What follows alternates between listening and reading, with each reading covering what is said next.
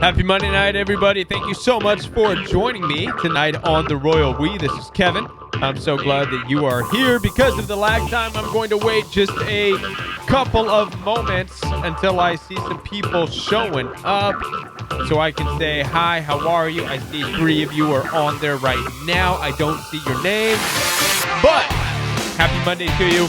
This is The Royal We Live. Tonight we are going to be talking about narcissistic abuse. We're going to be talking about how to heal from narcissistic abuse, and we're going to go on from there. What's up, D? Hi, Lee. D starts at 9 o'clock p.m. every Monday night. Every Monday night it's 9 o'clock p.m. right here live on The Royal We. I'm going to have to look and see why it says 10 p.m. I don't know, but it's been 9 o'clock for the past Mondays for the past, 3 or 4 months. We're going to stick with 9 o'clock p.m. because it works. Hi, Jamie. Hi, Tanya. Artist, lover. How you doing? And it's good to see all of you. Thank you so much for being here. This Royal We Live program is brought to you by the Patreon supporters. Thank you so much for those of you who are supporting the Royal We through Patreon. In addition to that, I want to thank all of you who are part of the Royal We Facebook support group. Your support and help of one another truly matters. It's a huge blessing for everybody who's involved in that. So for those of you who are part of the Royal We, the official Royal We Facebook support group, thank you. Thank you for everything you do, including the administrators, including the moderators who are here, and administrators on the Facebook support group, Tanya, D. I don't see Nora in yet. Nora. Blue, Taylor. I don't see Taylor on here yet. But anyhow, thank you so much. Hope you all had a fantastic week. And I do have some videos that I'm going to be putting out organically. I've been taking my time with them, doing a new format for the Royal We going into 2020. Trying to do a way that's going to kick them out a whole lot quicker. But as you know, when you get started, they just don't come out quicker. So already I'm got myself in a bad spot, but I've got a few videos lined up. Hopefully they're going to come across really effective, and I'm excited to get going with that. How is everybody in the chat tonight? How are all of you doing? I hope everybody's doing good. I do have in the background right behind me, you will see the telephone number. Hopefully you will call tonight. Those of you who have questions, those of you who are looking for some solutions or just some validation, or you just want to vent, please use that telephone number. Make that telephone call. And with that, we will go ahead and get started. And I'm so glad, like I said, I'm so glad that you're here. And I want to give you a heads up. I see everybody that's in there right now. Hi, Brian. How are you? Robin, how are you doing? Tanya, Big D. Big D just went no contact with your parents. Congratulations. As a matter of fact, the organic video that's going to be coming out this week, hopefully, if not tomorrow morning, it will be, I'm going to try and get it out by tomorrow morning, period, end. But I touch base on family, parents, siblings, and I look at the biblical approach to it. And I'm glad that I'm going to go ahead and talk about this right now because we don't have a phone call at this present time. D, go ahead and vent. While we're here, vent, D. You can vent. This is the place for you to vent. But when we talk about parent relationships and child relationships, when we talk about siblings, when we talk about bloodline relatives, there's such a pressure in modern culture, especially in Western culture, in all cultures for that matter, to really be close and close-knit with your biological parents and this and that. And it really, over the centuries, has morphed into something that is really unhealthy. You have families that never expand and grow and come into their own unifications in life and do their own things in life and have healthy marriages. And part of that is the inability to detach from the parents. I truly believe that. I've talked about this before, but when it comes to parents have a very unique role in life. It's one role, and it's a unique role. And if it's done right, it's a powerful role. And that is a role of responsibility. Parents are responsible to raise and guide children and youth. That's it. Once that youth is no longer youth, it's in adulthood, that role is over. It's over. Too many people, though, stay attached as though they have that parent-child relationship. And this is where you get, you get mama's boys. And for those of you women who know, I'm sure at one point in time you heard that, oh, get yourself a mama's boy, because if they're a mama's boy, then they'll be a good husband. No. If they're a mama's boy, then you as a woman will forever be in competition with mama. You don't want that. You deserve and you need to be number one once you're married. Mama is then number two, right? You take over as the woman in the man's life. So you do not want a mama's boy. And same thing for you guys watching this right now. You don't want a daddy's girl, right? Because guess what? She will always be running back to daddy. And you will be second place to daddy. And nowhere in any belief system or in anything does it talk about how a unification, a marriage, takes second place to relationships with dad and daddy and mama. No, that's a relationship when you're a baby and you're a child. Once that relationship is over and you've grown out of that, you come into your own as an adult. You form your own unification. This is biblical. That's why it's written in Genesis. Therefore, a man and a woman shall leave the mother and the father and become unified with a new partner. And the two will become one flesh. That's a relationship unlike any other, unlike any family, parent-child relationship. But it's all backwards, and culture has it to where it seems like parents and children are unified in one, and you've got and the family has turned into a tribe, and it's like a gang, and that's one, and you never separate, you never grow, and you never tap into your full potential. And I've learned this. And with my family. And this is why, and somebody asked me at some point, hey, Kev, what if your kids grow up and they leave and they never talk to you again? And they kind of said it kind of snooty. And I thought that's a great question. But the truth is, and I thought about it, would it be difficult? Possibly. I don't know, because I'm not there yet. I'm sure there'd be some separation issues that I'd have to deal with. However, I would have to say that all I could do is to bless my children and hope that I did a good job as a dad, as a father, while I was able to be a father. And if I never see them again, then I hope they're out making good decisions and expanding and blowing up and coming into their own with their own families and starting that cycle all over again, even if I never see them again. Does this make sense to you? And I'm going to take it a step further, and I'm giving you all the goodies that I'm putting in the organic video for you, but most of us are here because ancestors of ours at some point in time chose to get up and say goodbye to their mommy and daddy, hop on a boat from somewhere, right, and sail all the way here to a foreign place by themselves, maybe with a friend, who knows.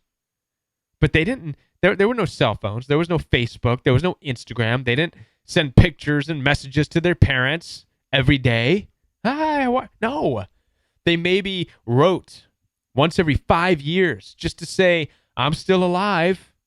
And they put the message in a bottle and put it in the ocean and hope the parents got it. I don't know, but this is just typically how, and it's bold of them to be able to venture out and to find new territory. And this is why you and I are here, right?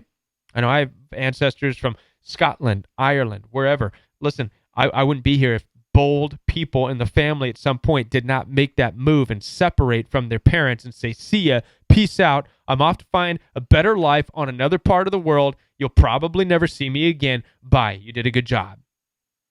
Right? We've lost that. Seems like we're losing that in this modern day and age. Watch Mary. He says, my parents told me to watch how the guy treats his parents because that's how he will treat you. My late husband was very respectful to his parents. He was a great husband, respectful, caring, and loving. Yes, if they treat their parents that one, particular good, that's good. You want somebody who treats people good, right? They don't mistake treating people good for having a too close of an attachment to where they're spending every single day and doing, you know what I mean? Basically, You know what I mean when there's an unhealthy attachment where everything revolves around the parents, right? It's okay if they treat them good. They should. You definitely want to watch how they treat. You want to watch how a partner of yours treats everybody, not only the parents, but how they treat the, servers at restaurants. You know what I mean? How do they treat people? This is how you weed out toxic individuals, individuals who are secretly rude. I, Tanya, is Kevin wearing a bathrobe? Am I the only one who thinks it looks that way? Tanya, are you not listening to anything I'm having to say right now? Are you poking at my bathrobe? Yes, I am wearing a robe, and it's comfy. This robe happens to be the robe that I got on my trip over the holidays. I did the Polar Express train ride dealy, and I got a robe, and it's comfy. I like it. So yes, I am wearing a bathrobe. I'm wearing a bathrobe. There, I said it. I'm wearing a bathrobe, and I'm drinking some lemonade. Right on. Kevin is toasty warm. I am toasty warm. Yes, I am. I'm very comfy because it's so cold. It is cold out here. We're entering into the deep cold parts of the year. End of January, February, and I need a mascot. D, what's a mascot? What's an ascot? What is that? Yeah. How many times I've sat here in my jammies? Why not? Busted. Who's busted? Who's busted? Ascot? Is because I said ascot? Is that why I'm busted? There's a movie that shows the perfect example of a narc mother, Monster-in-Law, with Jennifer Lopez. I'd like to see that. Absolutely. I haven't seen that one. But you get, the whole story of Cinderella. Well, that was a stepmother, but still, there's a movie called Mommy Dearest, right? Horrible stuff. There's a lot of parents that are controlling. I want to see some of your comments, see if we can answer any of the questions you guys are posing there. I was married to one for 22 years. D says, passive aggressive. Mother-in-law followed us to another state. I pressed her on it. She said the umbilical cord was 13 miles long, distance from. Yeah, there you go. I mean, that's it. A lot of parents out there just still feel attached, and I went through it. And when you're married, they try to assert their control over the family. This is one of the issues. This is why I had to separate my family, move away from one of the reasons we just had to move from California, because it's entrapment. If you're here, if you're around, you're part of our family. No, I'm not a part of your family. I'm a man. I'm called to have my own family. That's the way it's going to be. And this is how we have to do it. Otherwise, you get sucked in. You start to be forced into taking on the other, you know what I mean? Depending. Not everybody goes through this. There's a lot of families out there that are so cool. They understand, and they're like, oh, okay, you guys do your thing. You do your thing. But there's a lot of families that they have that controlling mentality. This is our family. This is how we do it. And anybody who marries into this family has to become like us. No. That's wrong. That's incorrect. It's not biblical. It's nothing. It's selfishness. It's selfish culture. And then when they don't, a lot of families can't deal with it. I have had people contact me, and I remember a couple contacted me, and they were telling me about their narcissistic daughter-in-law who has their son brainwashed. And as I listened to them talk about what was really going on, I ultimately was able to understand what was really happening was their daughter-in-law was being the woman in her husband's life, taking care of her kids. She wasn't doing anything wrong. She was creating distance with them because I can tell in their tone and how they were attacking her viciously in the language they chose to use. our son is brainwashed and blah. I'm like, where have I heard all this stuff before? That sounds very narcissistic to me. It sounds like the desperate screams of people who are controlling but are losing control. There's got to be a reason we're losing control. It's because of brainwashing. She's brainwashed our son, and he's no longer at our beck and call. And she's putting boundaries around how we contact them, and she's putting boundaries around her own children, and how dare her? And it sounds to me like she's being the woman. And to go a step further, they actually, they admitted in an email. They said, one time we had it out, and I just called her bitch. I was so mad at her, and I only did it once, and I'm like, I roll my eyes, and I'm thinking to myself, listen, she's not the narcissist. I'm sorry, she's just not.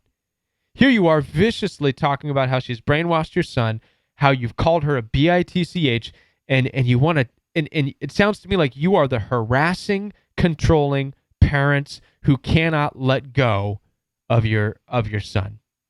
And the poor woman is doing everything she can to keep her family together, because now it's her family that's at stake, and you are doing nothing but trying to destroy it. Destroy the possibility of your son finding happiness outside of you. Mommy and daddy, you want him to be a little baby boy for the rest of his life. Get over yourselves. That's what I felt like saying. At any rate, and that's not to say that there are some relationships that are horrible and some parents that are genuinely concerned, but there's a lot of parents out there that are concerned over no other reason except for the fact that they're so controlling, and they cannot deal with the fact that their child has married a person or is now in a marriage where there's boundaries in place, where the marriage is saying, "Nuh-uh, we're one, and we're unified, and we're not going to have a family where we cuss at each other, and I'm not going to have grandparents around my kids who want to cuss and yell and scream. It's done. We're out." And they can't take it. They can't handle it. Can't handle it. Let's see what's going on in here. Please talk about, D asks, please talk about how we have to change our expectations, especially about the narc.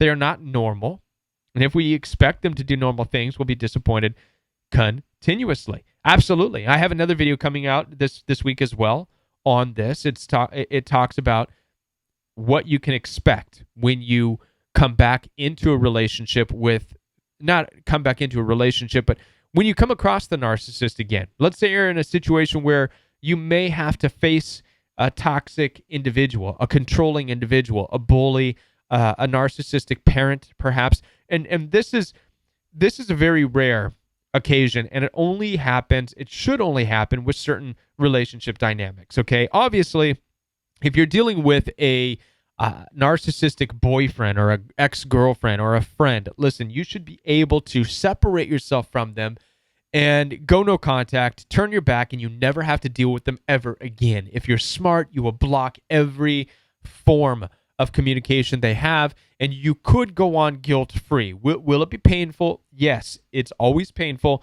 to separate, but it's possible, and you don't owe them anything, and you don't have to reestablish any connection, right? But let's qualify some relationships where you may have to come across them. These relationships would include siblings, parents, brothers, sisters, cousins, people who you may come in contact with through a wedding or through a funeral or through whatever the case may be. You may come across them simply because there's that type of relationship. What should you expect from them? First thing I say is you should have no expectations. So the first part of this is to answer for you, D, have no expectations, because expectations are always what will destroy you. Expectations will hurt you. I'll tell you why. Because with narcissists, your expectations always set you up to be on a losing end no matter what. Let me give you an example. You can show up and you can expect them to be mean, horrible, rude, name-calling, cussing, hostile individuals because you've seen them do that.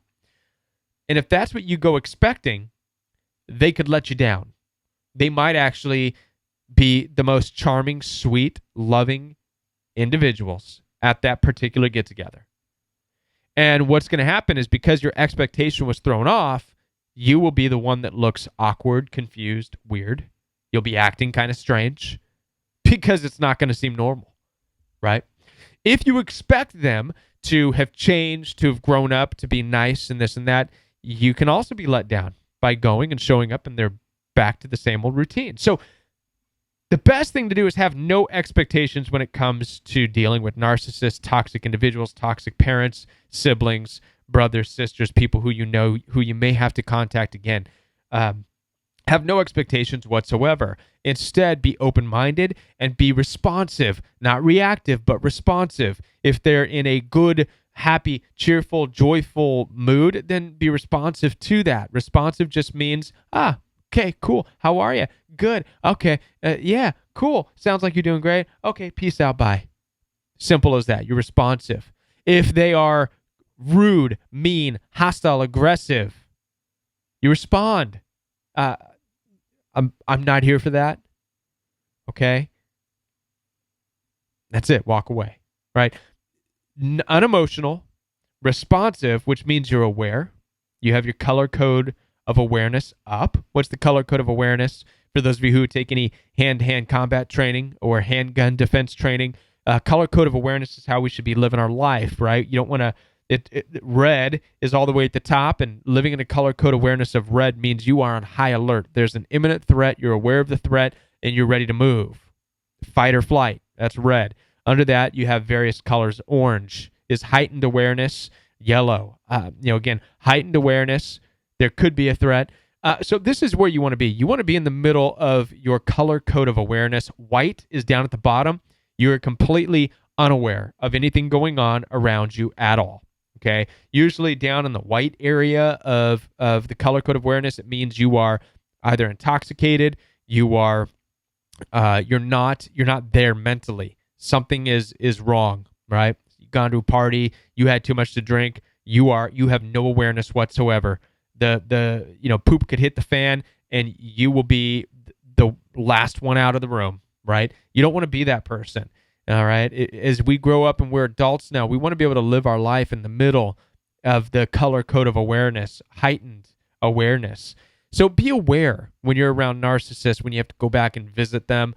Be aware of what's going on around you. Be aware of what's being said and be responsive to that.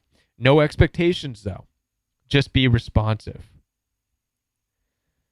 I went on a tangent on that.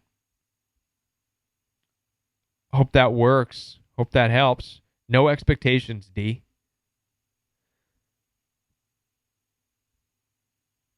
Alert and on guard, but not anxious. Yeah, that's where you want to be. That's where you want to be. D says, true, I got more courtesy from total strangers and new friends than my so-called family, which was my adoptive situation. Actually, my newfound bio relatives were nicer. Yeah, it's typical. That's typical. What else is everybody up to? Any other questions? Anything that people are dealing with right now? I've talked about the videos that are going to be coming out this week. And it just so happens that it lines up with what some of you are wondering right now. I love it when that happens. When the videos that are coming out actually are, it's like collectively we're all thinking the same thing. We're all asking the same questions. And that's a good thing.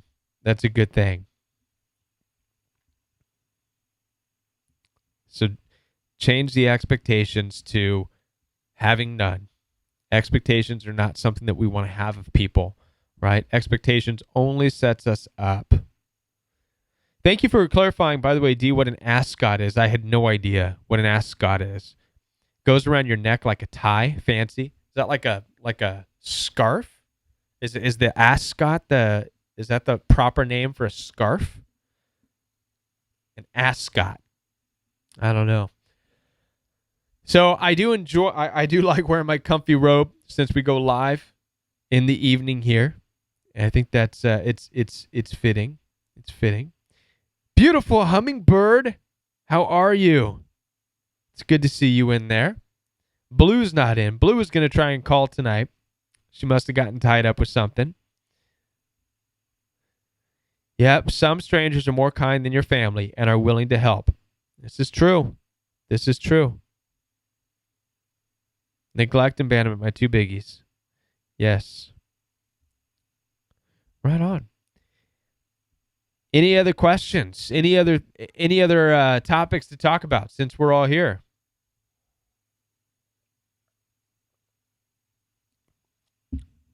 You all cheer me up. You all cheer me up too. Thank you so much for being here, artist, lover. It's so good to see all of you. It's so good to see you here. Well, that being said, I really hope that, hi, HG1, how are you? I really hope that you all enjoy the videos that are going to be coming out.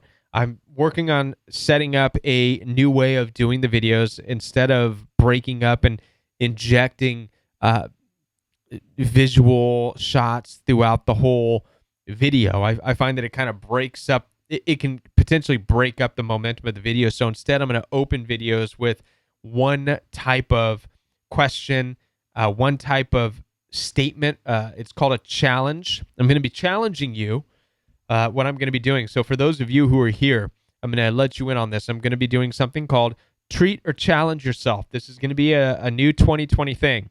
Every video is going to have a treat or challenge for you. And so what I mean by treat or challenge is this: to get up and to get out and to start doing some other things that we've put away for a long time, right? Either treat yourself to new clothes or something, right? And I did this. In fact, you'll see it in one of the videos coming out this week. I wear glasses, for those of you who don't know. I have prescription glasses. I can't see long distances. I can see close up just fine, but I can't see far. It really becomes a big issue when I'm driving at night and I cannot see freeway signs or anything like that. I'm squinting and I have to wait till the sign is like right there above me before, and I can easily miss my off ramp or whatever. And so I finally, it's been a year and a half since I've gone and had my eyes checked out. And one of the reasons is, as I think about this, is because, coming out of the healing process of narcissistic abuse, I let myself go. What else can I say? I just stopped caring about certain things, and this is typical. I hear a lot of people can do this. You could just let yourself go. You don't go to the checkups. You should. You don't. You can let your appearance go. This is part of the withdrawing.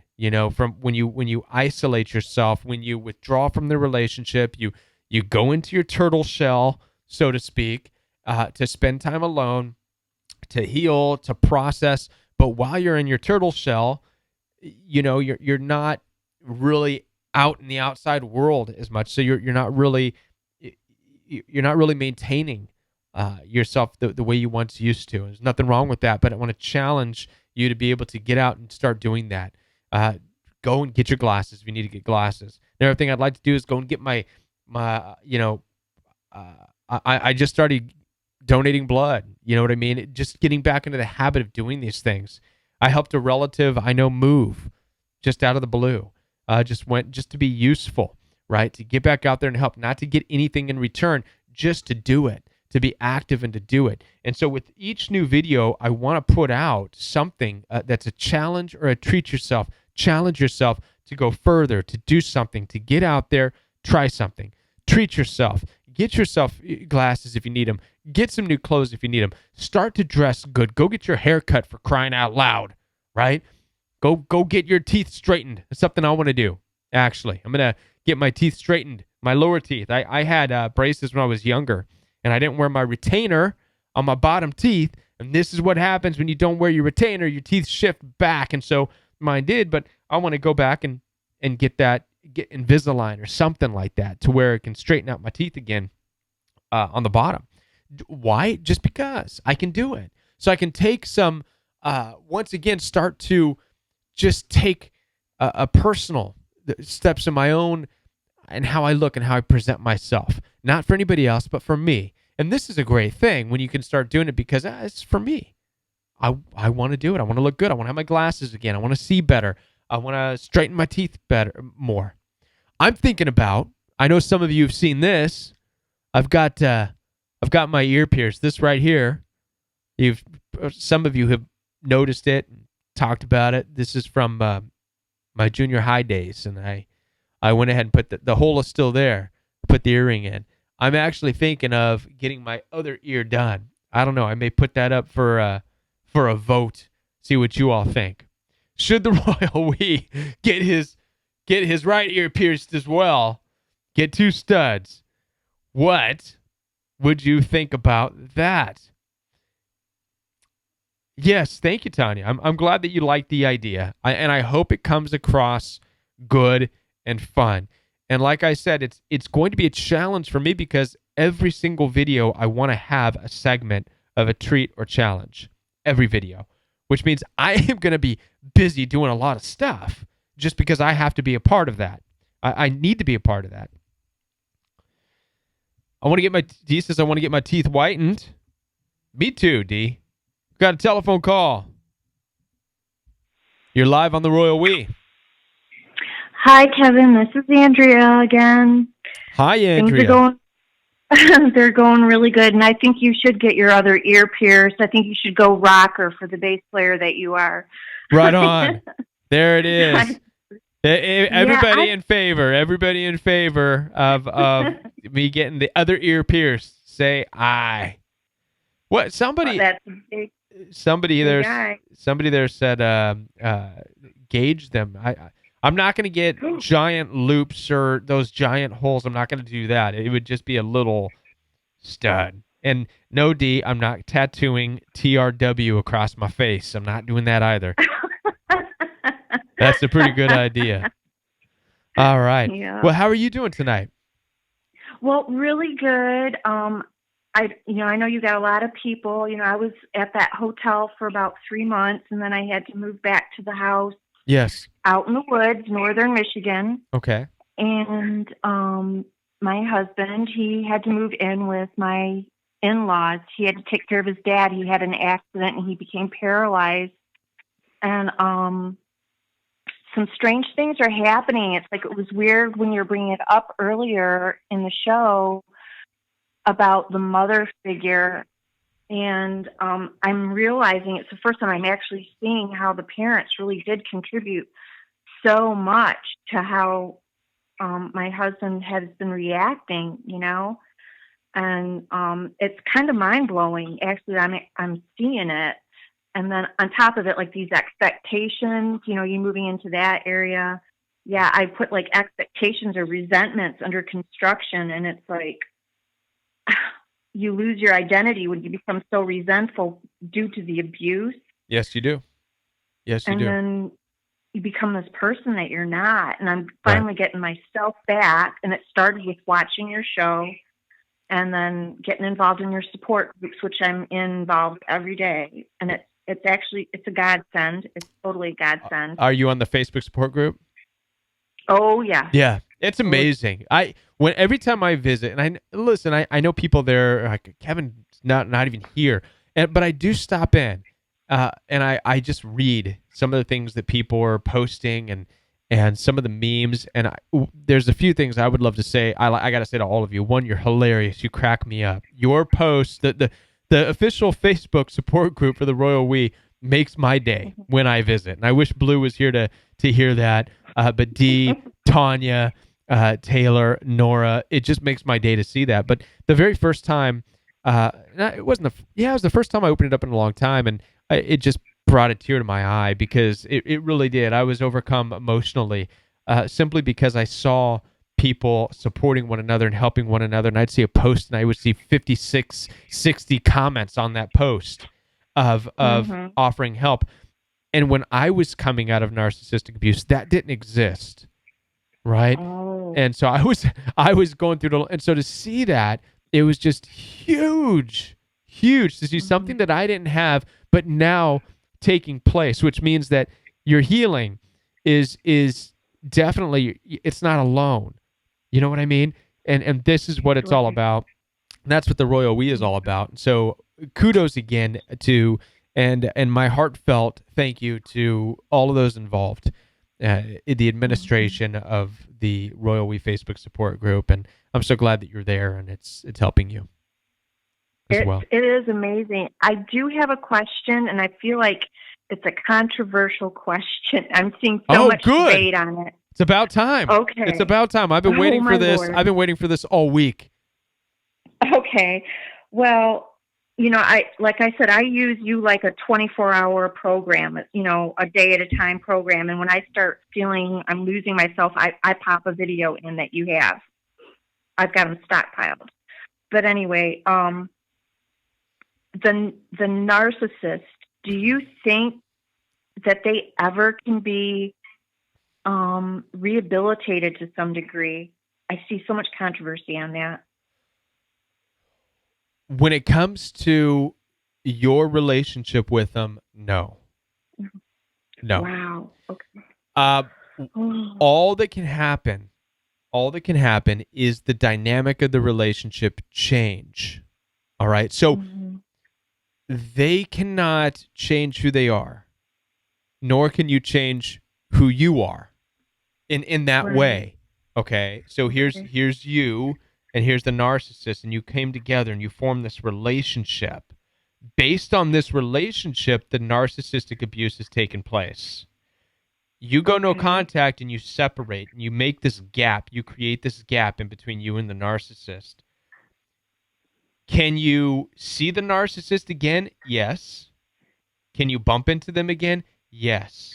Will you ever have that relationship where it's back like this? No, you cannot. You cannot. Because that's the relationship where that dynamic exists. You can have the relationship here. Do you follow me?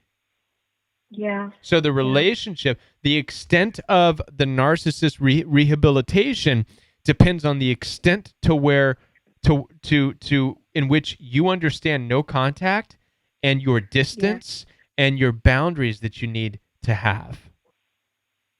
Okay? This is very difficult to find. And if I'm honest with you, I'm still trying to find it with siblings myself. Okay? Let me give an example. I separated myself and my family from my in-laws, okay, because of narcissistic abuse. And I realized that it was the dynamic of my personality and them that created the narcissistic abuse, all right? But now I went back and I visited this past holiday because, they're siblings. There's going to be times where I visit them. It's been 2 years since I've seen them. I've had 2 years to be apart from them and to heal. Now I went back. The relationship is not what it was when I was trying to be close with the family. Now my relationship is distant from them, and that's how I was when I was with them. I was there as somebody visiting, but no longer intimate in a family setting with them. And surprise, surprise, they blew my expectations away. That's why I say have no expectations, because they were nice, charming, sweet, amazing people, which narcissists, as you and I know, they can come across as nice, charming, sweet people. It's not until you take those steps of intimacy to get closer to where the dynamic shifts, and now it's a relationship of competing for power and control and all that nonsense stuff that narcissists live by, right? And but now that the relationship with them is out here, it's distant, I can maintain a relationship with them, okay? And so let me show you what this looks like. Now that I've come back from the holiday visiting with them, I was tempted. I was tempted to say, wow, they've changed. Maybe I can start to add them. Maybe I can talk to them again. And everybody who is in my circle of help all confirm for me the same thing. No, do not. You had a good visit. You had a good visit. Leave it there. That's it. That's all it will ever be. And so if I don't see them for another 2 years, so be it. If I don't hear from them for another 2 years, so be it. But it can never again be that intimacy that I thought was there initially. That will never exist. But there's less pain and there's no narcissistic abuse whatsoever so long as there's distance.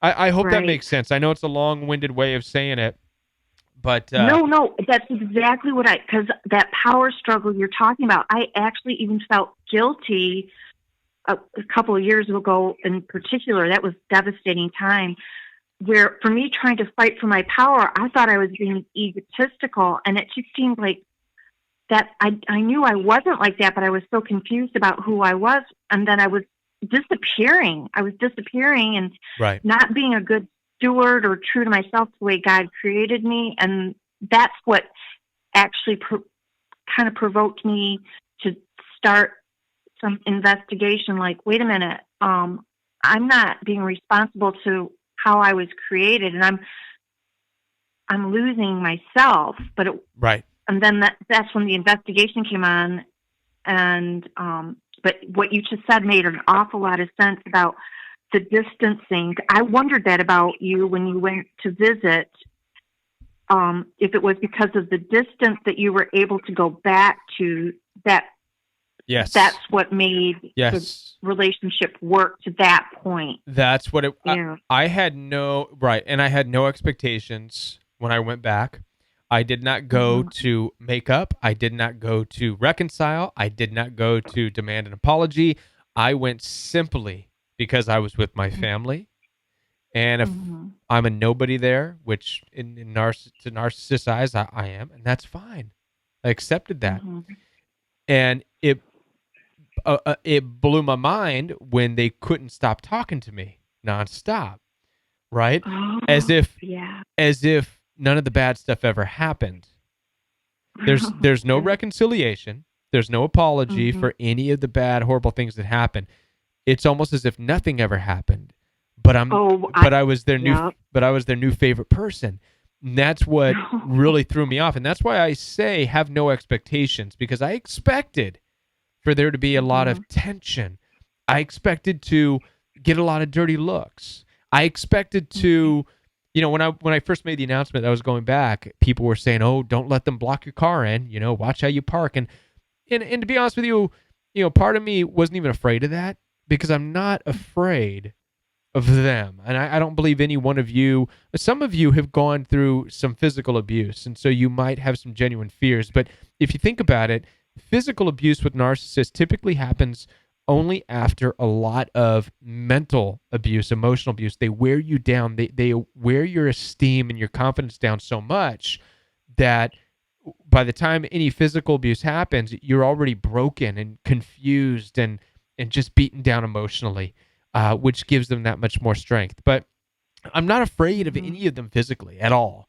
What I'm afraid of is the dynamic. I'm afraid of hurting a lot of people. I'm afraid of just the whole annoyance, the whole fight. I'm afraid, you know what I mean? That's more of a bother to me. I don't want to be a part of any of that, right? I don't want to be around that.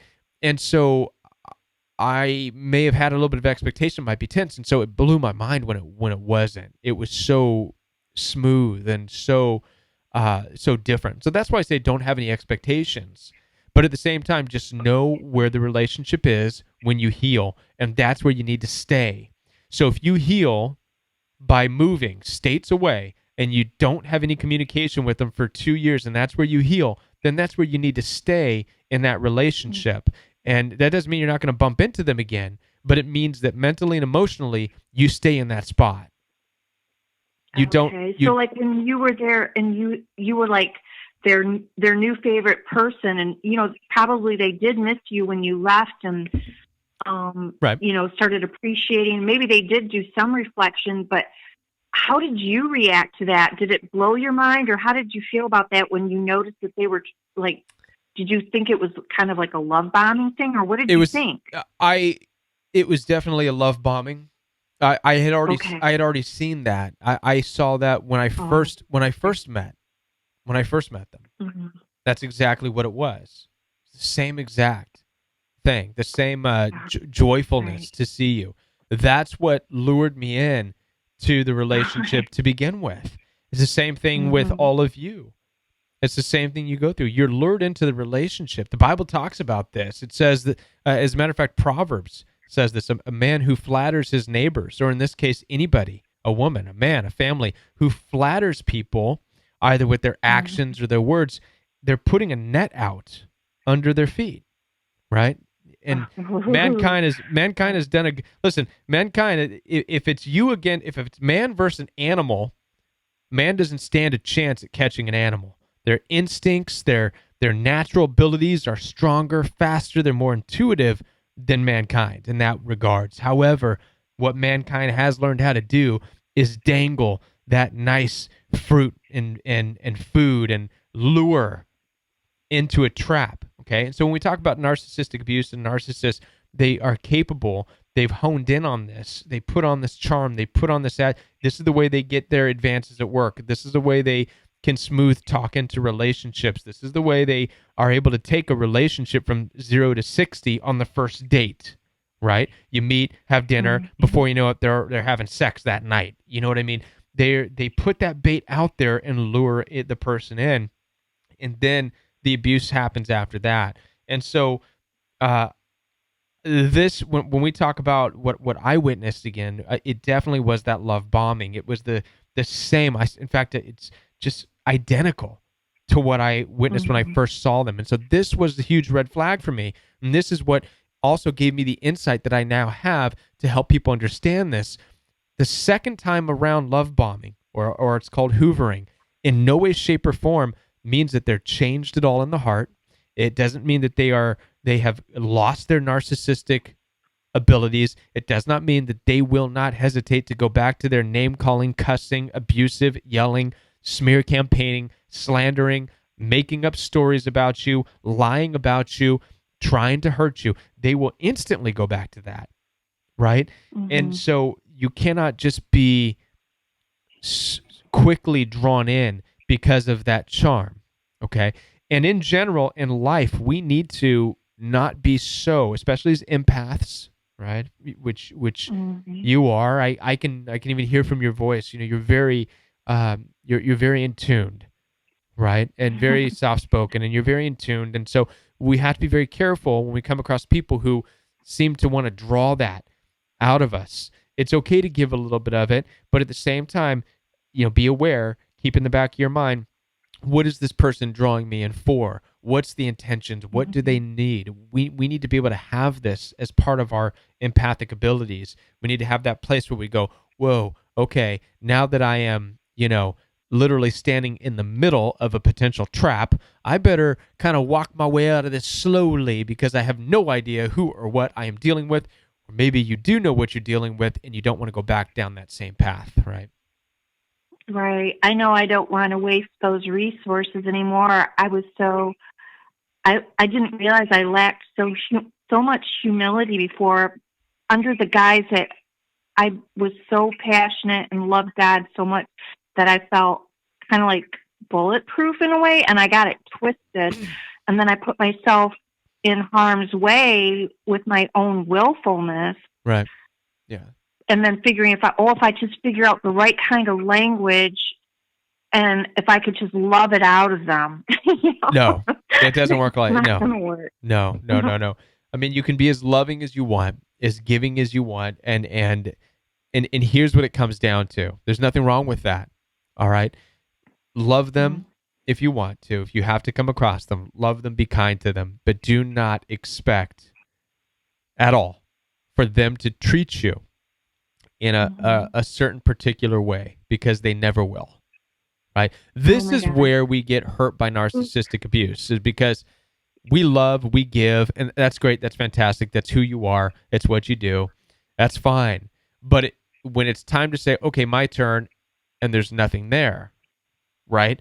You're trying to draw up from an empty well. You're never going to get anything out of it, right? You're never going to get, you could pour all your water into that empty well, and it's just going to go down and splash, and it's going to trickle out of the gutter somewhere. And meanwhile, you're going to say, okay, I need to pull up something for me. How come it's dry? Because you are you're playing with a dry well. This is a great analogy for narcissists, okay? You're dealing with people who you have no idea or can't fathom their upbringing or what they were, you know what I mean, what they went through, whatever. So there's this empty well, and you're not qualified, nor am I. I mean, and I would say this about myself. I am not qualified to help narcissists understand their issues. I'm not. Right. I'm not. This is my calling right now, talking to people like you and talking to people like the people here in the community. I understand this type of brokenness where you are confused and hurt because of the actions and the attitudes of narcissists. But from the narcissist perspective, I'm not qualified to understand or help them heal, right? I don't understand that side, and that's okay. There's people who probably do, and there are counselors who can deal with that. There's a movie called Good Will Hunting. Are you familiar with that? No, I'm not. Mm-mm. Good Will Hunting is it's starring the late Robin Williams, and Oh, okay. Matt Damon plays I would say a very narcissistic uh, genius, though, right? He's very highly intelligent genius in the movie, but you can tell he's very just real rough around the edges, real careless and reckless, and that's what the whole movie is about. And it's about Robin Williams, who plays this psychologist who is able to have a breakthrough with that character by the end of the movie. And that's what it's all Wow, about. I'm gonna go look at that. Yeah, I'm gonna watch that. It's a then. great movie, but the mistake to think, but the mistake is to think that, well, Robin Williams could do it, then I can have a breakthrough with the narcissist. No, you can't. Okay, we're not. Wow. We're not psychologists. So again, you can't have a breakthrough with a sociopath or a psychopath or a cluster B, whatever it is that in their life that's caused that. It's you cannot fathom being able to go in there and pull that out, nor would you really want to, because that might really take you down a deep, dark path that you have no business going down, right?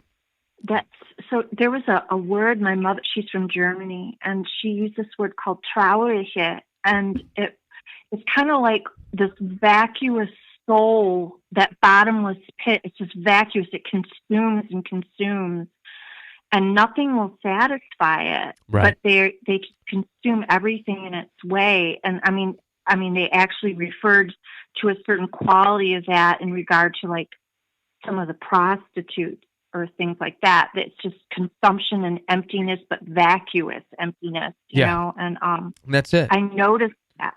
Right. You know? And so how do you fix that? How do you reach that? You can't. Right. And it's anti-abundance. Right. It's like it goes against the law of abundance of God. It's so weird. Right. Oh. And that's the thing. When you deal with narcissists, psychopaths, sociopaths, they don't have that understanding and that completeness that you can find with a relationship with a higher power, with God, with Christ. They don't have that, right? So instead, it's a life of competition. It's a life of who's better. And this is why, at all costs, a lot of them will rise to the top here, because no matter what the cost is, they have to put you down and step on you, right? Because that's what it is to them. All right. Very difficult. So the best thing to do is, when dealing with these people, deal with them from a distance and live your life in a way to where your actions speak louder than your words, your lifestyle, you fulfilling your calling in life. This has to be your focus. And then manage a relationship. If you have to have a relationship with a narcissist, manage it from a distance. It doesn't have to be personal. It doesn't have to be close. You could just be responsive and be aware. And that's it. I found that the narcissistic abuse, in all honesty, the narcissistic abuse that I endured because I, for one, kept trying to have a relationship. Did you hear that? I kept trying to have a relationship.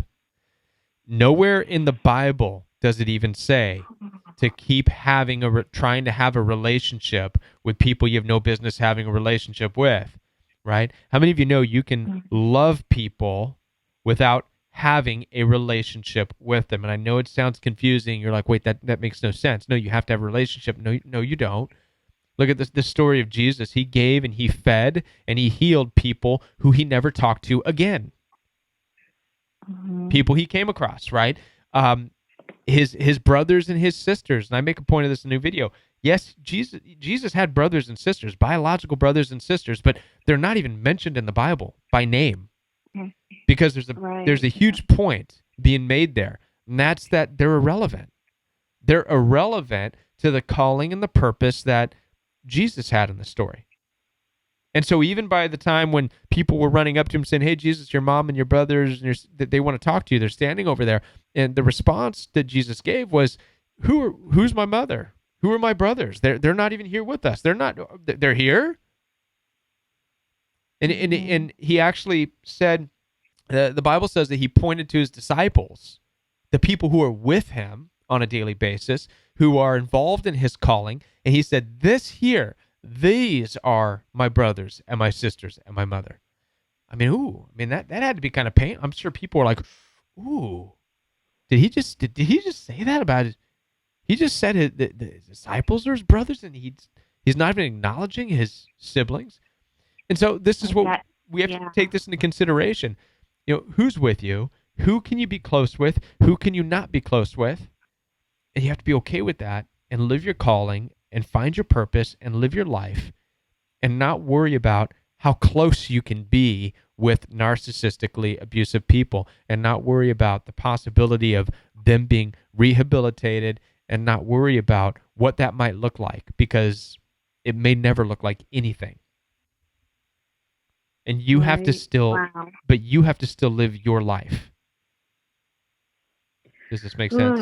Yeah, it does. It does. And it's like I'm doing it, but sometimes it feels like I'm doing the next right thing, and then I'll get moments like it's really connecting, and then other times it just feels kind of rote because I'm just learning to connect, like learning how to take, again. So, but it's still going forward. I do know that.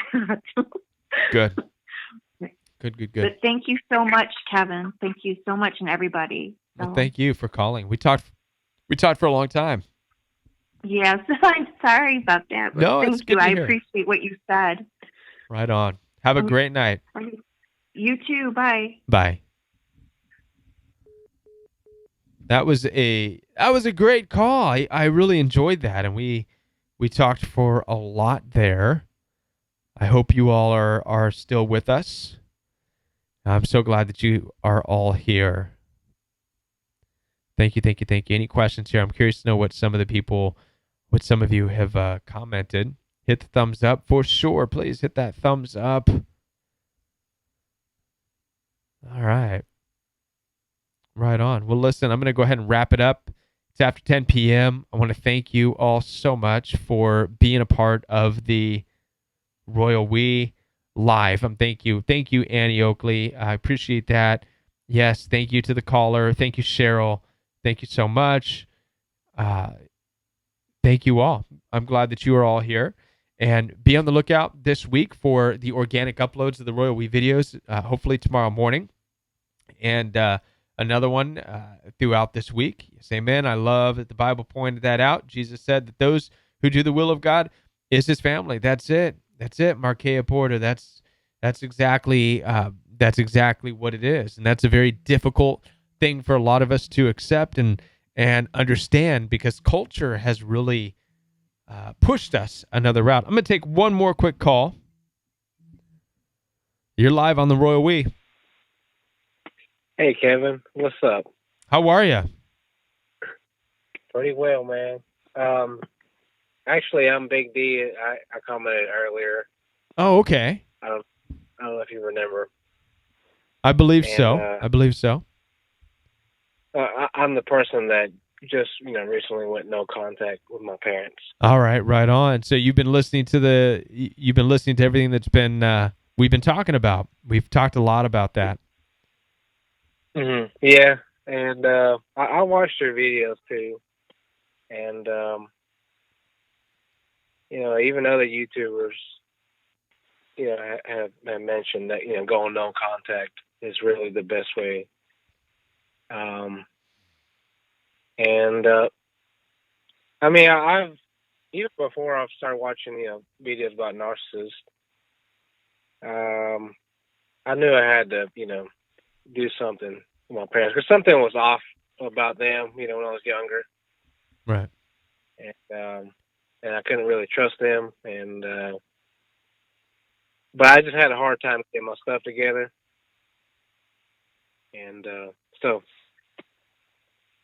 I don't know. Did you want to say something? No, I'm just listening to you. It sounds like you went no contact, so you're doing the right thing, Mm-hmm. according to how you need to move on with your life, and that it makes sense. You're not alone. That's for sure. There's Mm-hmm. it's a very difficult decision to make, and again, I have a video coming out this week that's going to address this, but there's a lot of pressure. There's a lot of pressure against you and what you're doing. There's cultural pressures, right, against going no contact from parents. There's cultural pressures against me, against other people, and the cultural pressures uh, have us in this place where we need to stay real close to um, siblings and family in that way. And for a lot of people, that really keeps you from growing. It stunts your growth. It keeps you stuck from becoming what you're supposed to become, right? And from finding your partner and finding your place and starting your own family. And this is the danger of being involved in that type of a family dynamic, right? That can be very controlling and very, um, you know, too tight together, if that makes sense. Very tribal. Yeah. So Well, I hear you, man. It's not an easy thing to do. It's not easy. Mhm. And I'm 29 years old. I don't know Uh-huh. if that matters.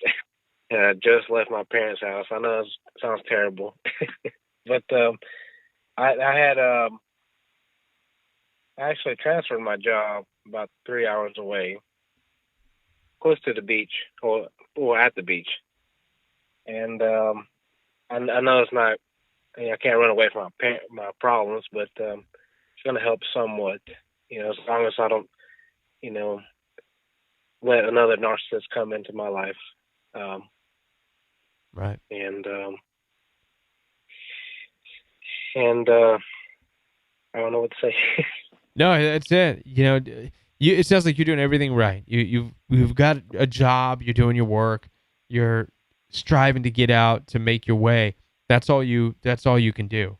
That's what you're supposed to Hmm. do.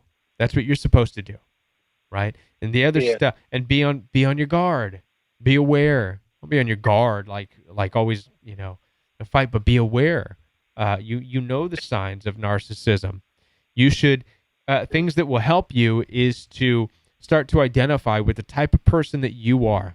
Okay, this is a huge thing, and I hope that everybody does this. The women especially, but know the type of person that you are. What type of person are you? Loving, giving, kind, generous. Do you cuss people out or call people names? No. Okay. Check that. So Yeah. make sure you don't get involved with somebody who does. Okay. Do you like to start fights and fight and scrap no. Make sure you're not around people who like to do that. Right? There's this thing where, and for a long time it was opposites attract. Ooh, there's something exciting about that well, they have all the stuff that we don't have. No, you don't want that. You want to look for key things with your friendships, with relationships. Look for key things. Look for a little bit of naturally, without telling them everything about you, just naturally. How do they treat people? What kind of personality are they? And start to gather, is this someone that you can benefit your life, or is it somebody who's just going to drag you down the wrong path? Right? And if we Hmm. stop to consider these things early on in relationships, we will spare ourselves the pain of narcissistic abuse. We really will.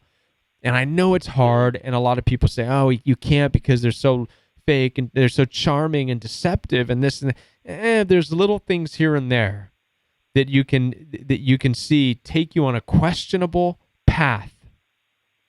And too many Hmm. times we ignore that questionable path.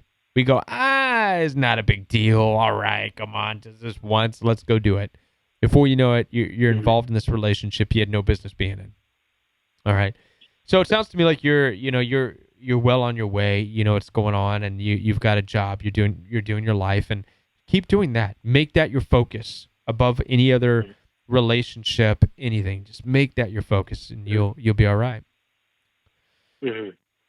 But I will say, so far, it's only been 3 days, and I can already feel my sinuses kind of clearing up. That's good. And And why does that matter? Because I struggle with science problems, but also a lot of stress Right. and anxiety, and I've had panic attacks and yes, so I did have sinus infection, but that made it worse too. The anxiety. I had panic And, attacks when I was in my late 20s as well. Yep. it doesn't full feel on. too good. No fun. They're no fun, man. I had them for the first time. Felt like I was going to pass out, fall over. Oh yeah, it's horrible, horrible stuff. Mm-hmm. And so, yeah, and but you'll be all right. Just work through it.